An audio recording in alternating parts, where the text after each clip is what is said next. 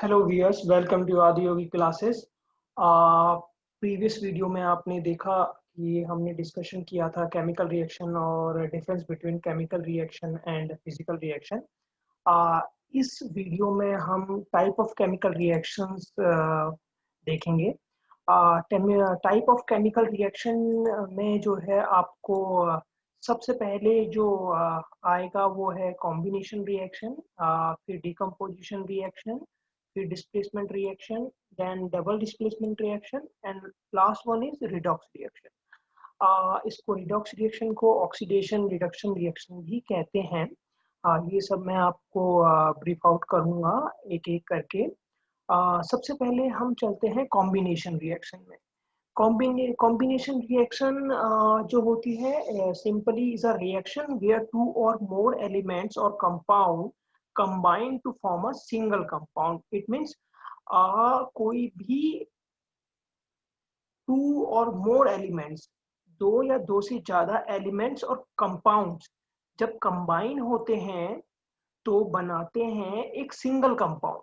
Okay, जैसे definition में भी यहाँ जो है स्क्रीन पे आपको शो हो रहा होगा, रिएक्शन में single product is form from two or more reactant, मतलब एक या एक से ज्यादा रिएक्टेंट से मिलके एक सिंगल प्रोडक्ट बनता है। इस रिएक्शन को बोलते हैं कॉम्बिनेशन रिएक्शन। फॉर एग्जाम्पल, जब दो रिएक्टेंट ए और बी हैं तो जब वो आपस में रिएक्ट करेंगे तो एक प्रोडक्ट बनेगा दोनों का कंबाइन।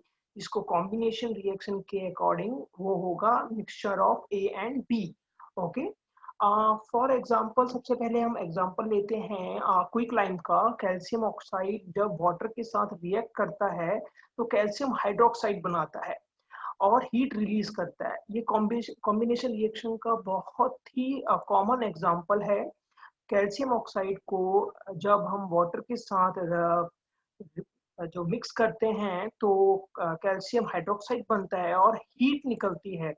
आपने देखा होगा, कभी आपने जो चूना, जिसको चूना बोलते हैं, कभी आपने उसको वाटर में डाल के देखा होगा तो बबल्स निकलते हैं। इट मीन्स वो हीट निकलती है जो बबल्स की फॉर्म में आपको ऊपर आती हुई दिखती है। जैसे स्क्रीन पे आपको केमिकल इक्वेशन जो है आपको दिख रही होगी।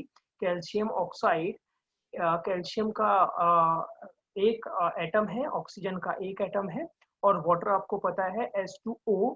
H2O वाटर जब कैल्शियम ऑक्साइड के साथ रिएक्ट करता है तो कैल्शियम हाइड्रोक्साइड बनाता है। और यहाँ पर मैं अगर लिखना चाहूँ तो मैं यहाँ इस तरीके से लिख सकता हूँ कि यहाँ पर हीट भी निकलती है। ओके,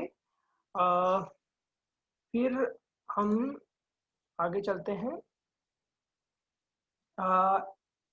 अगला एग्जांपल है हाइड्रोजन जब ऑक्सीजन के साथ रिएक्ट करता है तो वाटर बनाता है। हाइड्रोजन जब ऑक्सीजन के साथ रिएक्ट करता है तो क्या बनाता है? वाटर बनाता है। हाइड्रोजन के दो एटम, ऑक्सीजन के दो एटम जब रिएक्ट करते हैं, हाइड्रोजन के दो एटम और ऑक्सीजन के दो एटम जब रिएक्ट करते हैं तो H2O बनाते हैं। लेकिन जब कंपोजिशन हम इनको कंबाइन करते हैं तो हमें टोटल हाइड्रोजन के चार एटम चाहिए होते हैं ताकि ये एक स्टेबल वाटर केमिकल फॉर्मूला बन पाए। इसीलिए हम यहाँ पर चार एटम हाइड्रोजन के लेते हैं और ऑक्सीजन के दो एटम लेते हैं।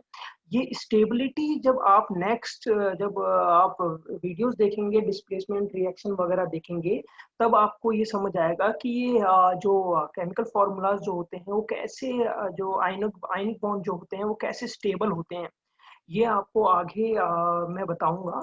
And third one is carbon जब ऑक्सीजन के साथ रिएक्ट करता है।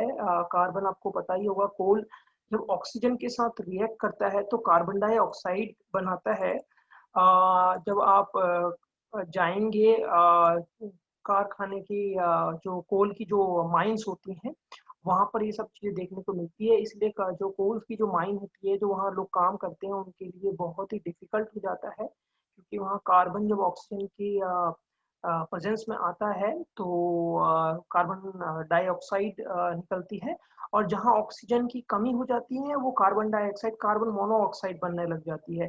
इसलिए आपने सुना होगा कि कोल माइंस में बहुत बारी जो वर्कर्स होते हैं, लेबर्स होती हैं, वो मर जाती हैं या उनकी डेथ हो जाती है। उसका रीजन ये होता है कार्बन ऑक्सीजन, लिमिटेड ऑक्सीजन की प्रेजेंस में आता है तो कार्बन मोनोऑक्साइड बनाता है, जिससे कि एक पॉइजनस गैस है जो डेथ तक कर सकती है किसी की भी।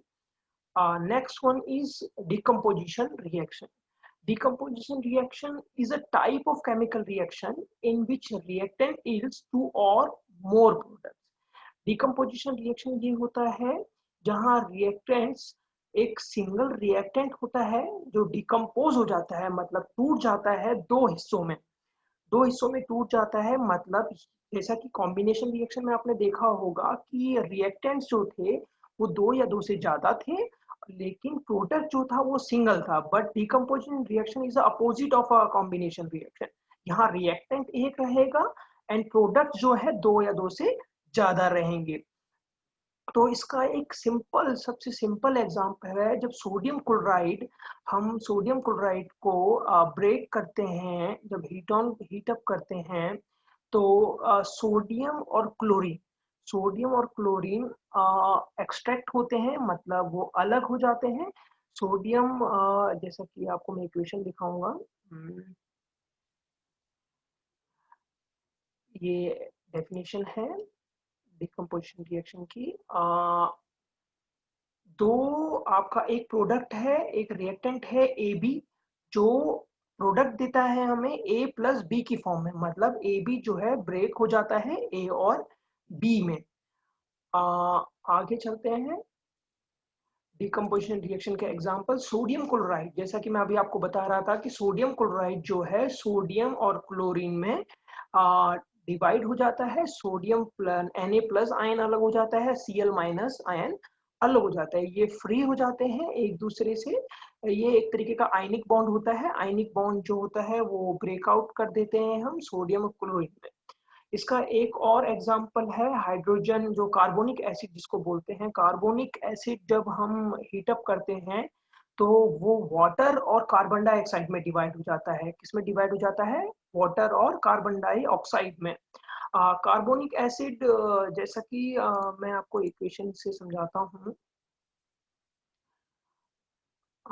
देखिए, यहाँ पर हाइड्रोजन कार्बोनेट है जिसको कार्बोनिक एसिड बोलते हैं। कार्बोनिक एसिड जब हम हीट करते हैं तो हाइड्रोजन वाटर रिलीज होता है और कार्बन डाइऑक्साइड निकल जाती है इस इक्वेशन में से।